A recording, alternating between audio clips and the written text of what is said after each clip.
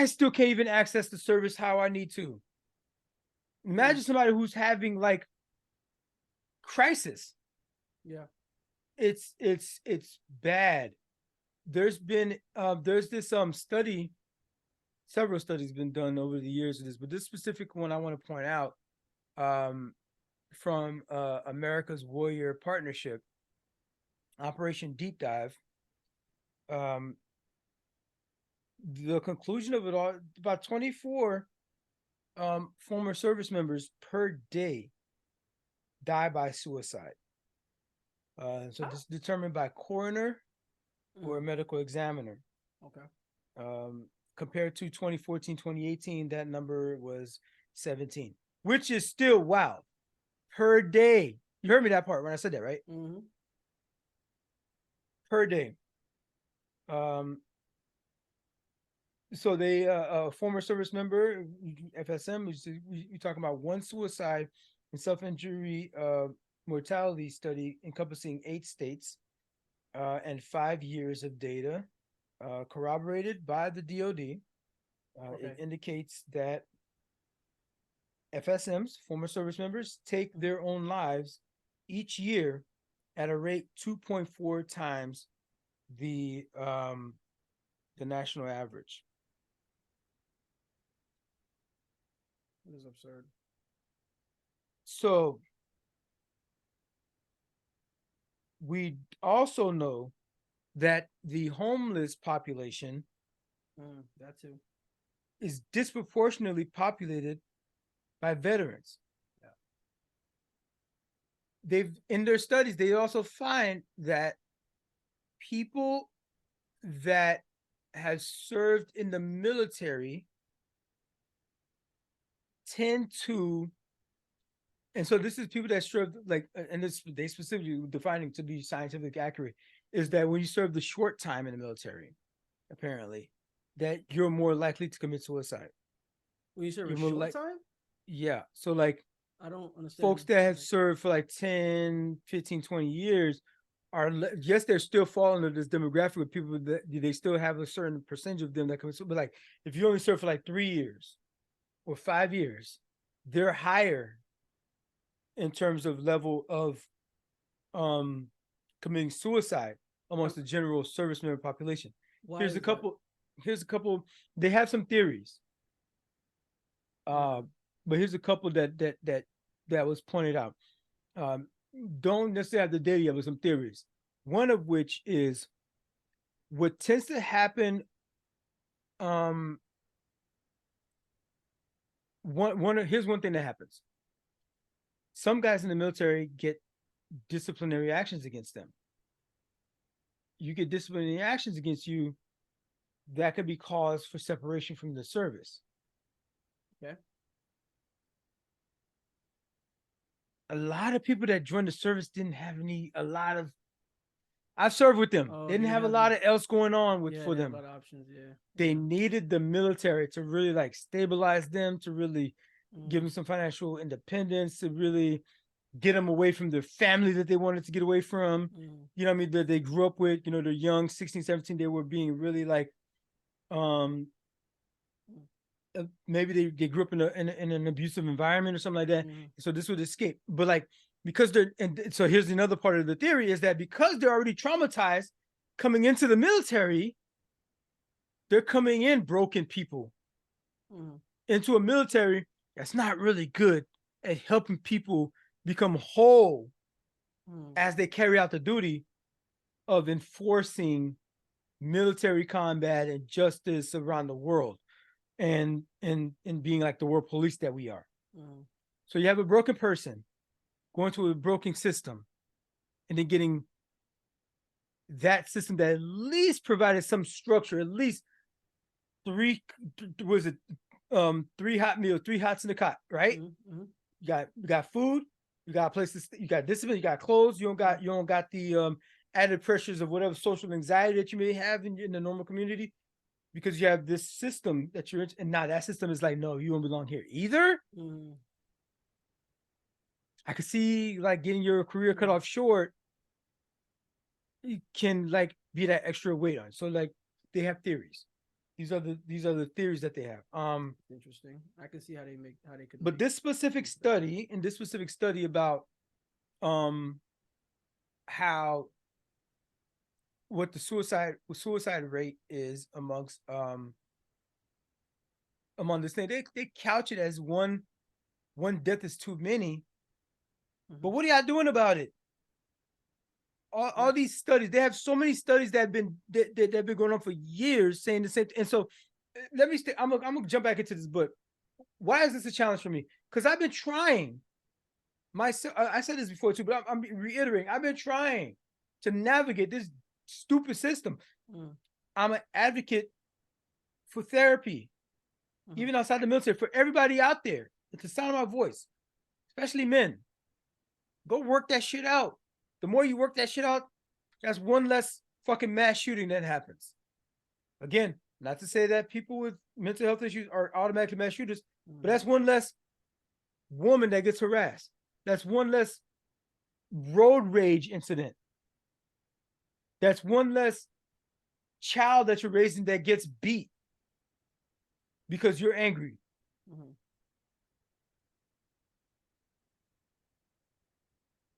Putting a pin in that for a second. Major findings for the study. States undercount former service member deaths at a combined error rate of 25%. That's one major finding. So as far as we talk about 24 deaths a day, it's probably higher than that. And these veterans are not getting the help they needed. When is the number going to be high enough to where the VA is going to take this shit seriously and really? There's a local outpatient veteran center near me. I go there. I'm like, okay. They're like, hey, here's the resource. They give me the phone number, address, and everything. It's on paper, right? I actually go to the damn place, and they're like, oh, we have 3 therapists on staff, and 2 of them are leaving at the end of the month. I, the director, am the only licensed therapist left when they're gone. And my schedule is booked with group therapies. That's it. Because I'm the only one that I was doing group, and I can't do individuals. Yeah. What the hell? They have a whole building. They have a building. Yeah. With 1 therapist. When we pay our tax dollars, these are the things we should be advocating our tax dollars go to. We're sending them to go fight these wars. We're sending them to go kill people. We're sending them to police our border sometimes. Like, but they're telling you that they need help. Yeah. And what you're doing is you're funneling money to another fucking jet we don't need. To another ship. We're vastly superior than any other closest navy anywhere in the world. Yeah, you know that money will go to defense regardless. It don't matter what's going on. Not even just defense, going to fucking a contractor, a private sector, Raytheon, Lockheed. Yeah, that's true. Yeah, it's not even like you're producing it and creating federal jobs. Yeah, it's about proxy wars now. They're contracting a lot of those jobs out to. But you still have homeless vets. Yeah, you still got freaking people just trying to do the right thing and get therapy, and they gotta go through the fucking ringer. Yeah, just to get some quality time with a professional that can help them figure some shit out, put stuff into perspective, give them behaviors and tools to help them cope and become better and whole human beings. It's a challenge for me, but it's not as a heavy lift as it is for a lot of my fellow sailors or service members. The military is failing us in this regard. There should be no homeless veteran. What the you fucking, especially if you've served in combat. What the fuck? That's so crazy, bro. What kind of sense does that make? This has been an issue for a long time too, man. Like, this ain't the first time. Yeah, exactly. It's not the first time. This is not the first time. You have all kinds of nonprofit organizations doing that work that the government should be doing. Our money is there anyways. Facts, yeah. They never reduce the military budget every year. Absolutely. All They this increased stuff it, actually. about freaking They increased it, continuing actually. resolutions or government shutdowns and stuff, Absolutely. you better believe the military got funded. Oh, absolutely.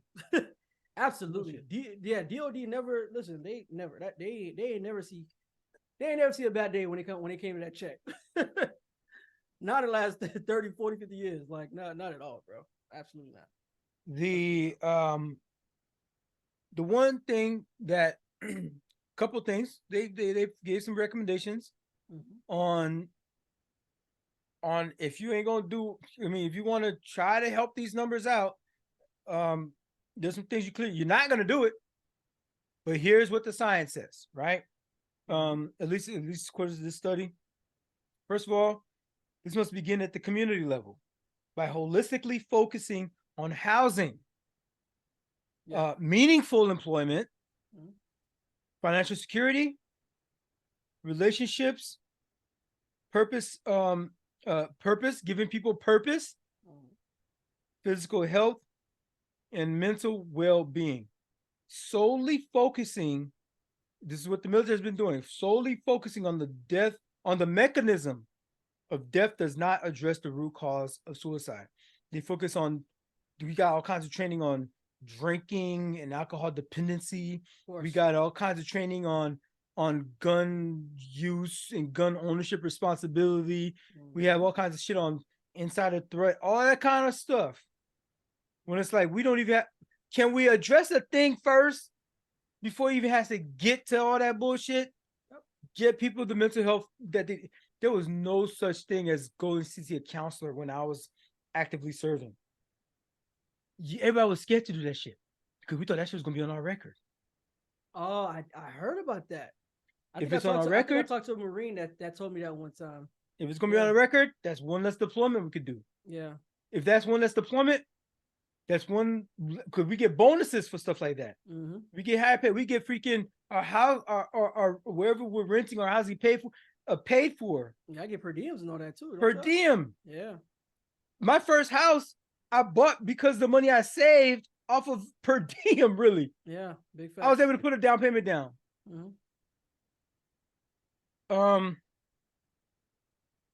Lack of access to mental health services, contributing to the suicide rate amongst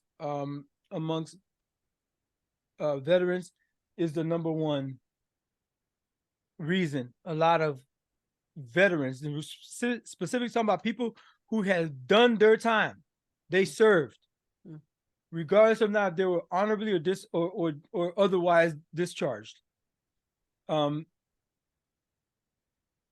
They served so that the rest of y'all could fucking chill out and go do what the fuck y'all doing, school, camping, fucking talking shit to Colin Kaepernick.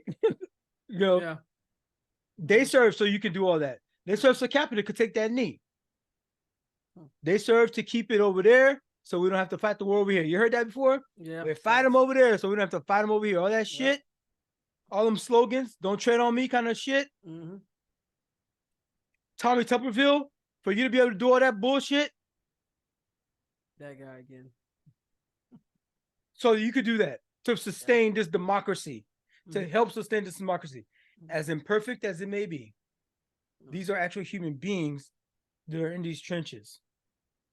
And we are doing them a disservice by making it that hard.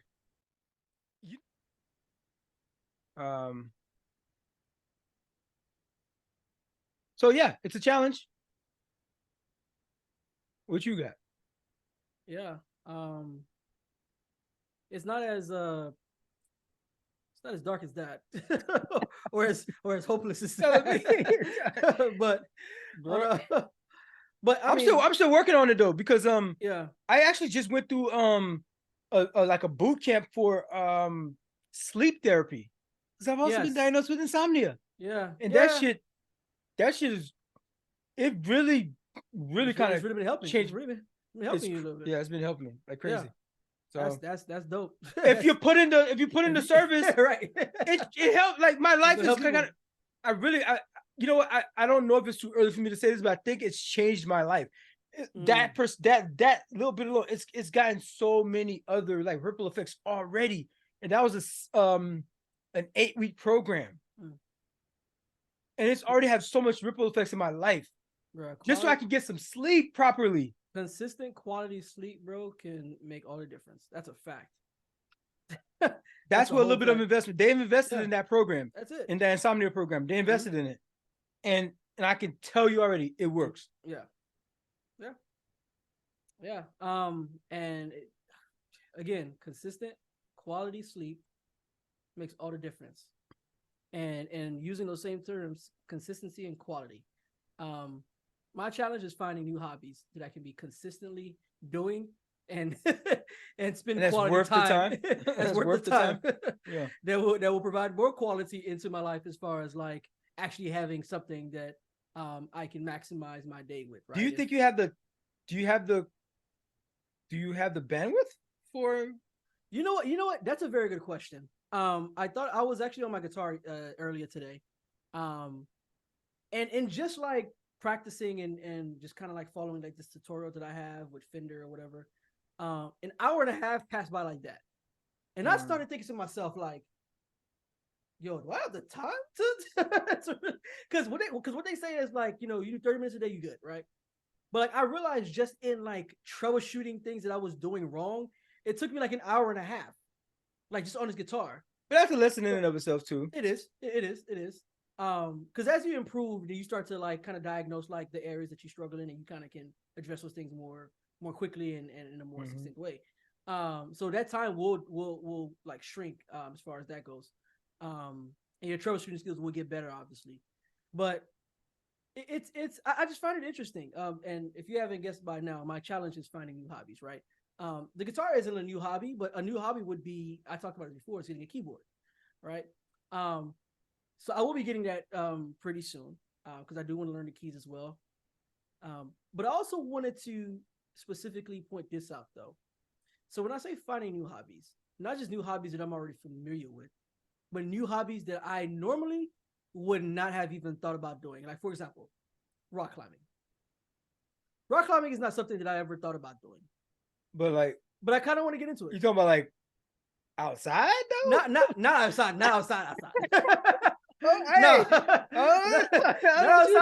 don't know how you trying to be, but you know what? No. You know what? That indoor shit could be a gateway drug. Yeah, that's a whole fact. That's a fact. That's a fact. Because low key, I was looking at some joints in Virginia. Virginia got some fire ones. Virginia got some fire indoor joints. I was looking at Joe. Okay, I might check it out. But I'll definitely have to contain myself because I can be a very competitive person, and I like to kind of push myself physically sometimes. So I have to be careful about that. Right? You ever seen that movie Free Solo? No, but I would never. I would never. I would never. They get there. They probably started off at a gym, at a Virginia gym too. Talking about with pads on the ground, all that kind of stuff. Man, they looking for a way to die, man. That's their goal. Kill me, son. Why will I not die? I'm trying to die. Niggas just like climbing on this joint. I just won't die. I keep trying.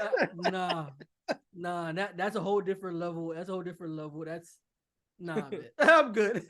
Yeah. But like but that's an example. That's an example. Yeah, that's just an example of like something, not the free solo thing, but like rock climbing, right? Something that I would normally never even consider. Or like hunting, like actual hunting, like with a bow and arrow or something like that. Like I thought of buying a actual compound bow, not the crossbow, because people do that stuff. A compound bow, like a legit one.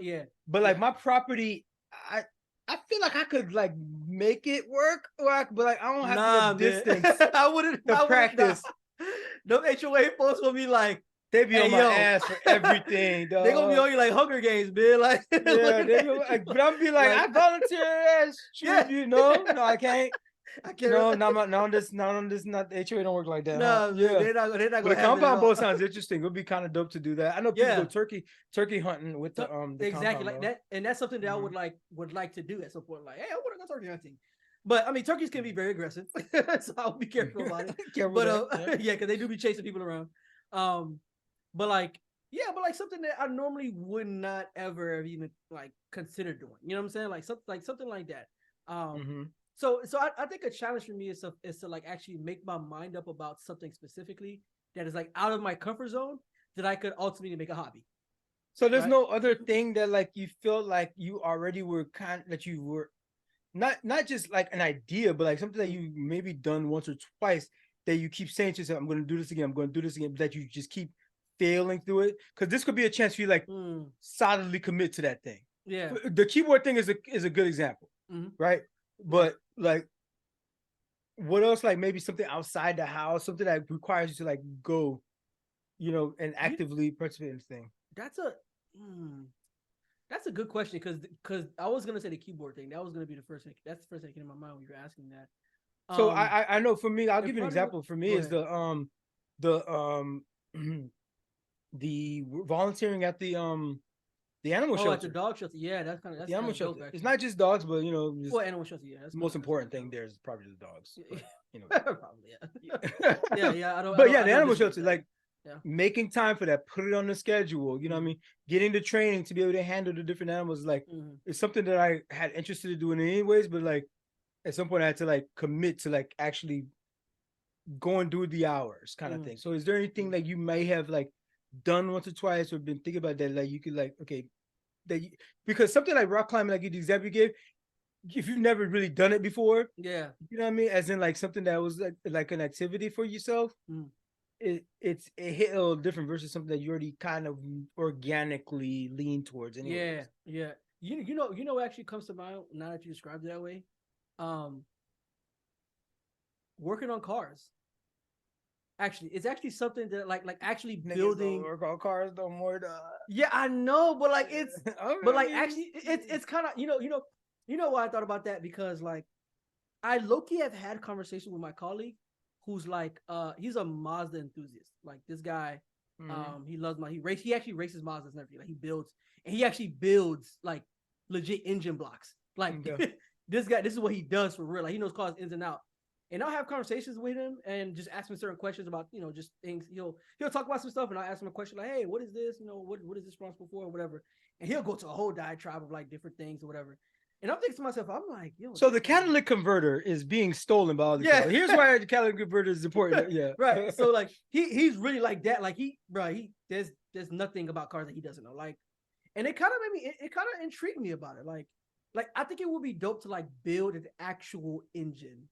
Like really build an actual engine for a car and actually it's an engineering science project kind of thing. Yeah, absolutely. And I realized it is kind of up my alley because I am an engineer at my job when it comes to like virtual service in tech. So so it's kind of like up that alley a little bit where like I have that general interest of like how this thing comes together and how it works, right? So I think that's actually something that I probably would be really interested in, like. Oh, you like that? You like that, didn't you? Well, for more clips, click here. Absolutely, and for the full show, click here. I can't even see your hand. Oh, crap.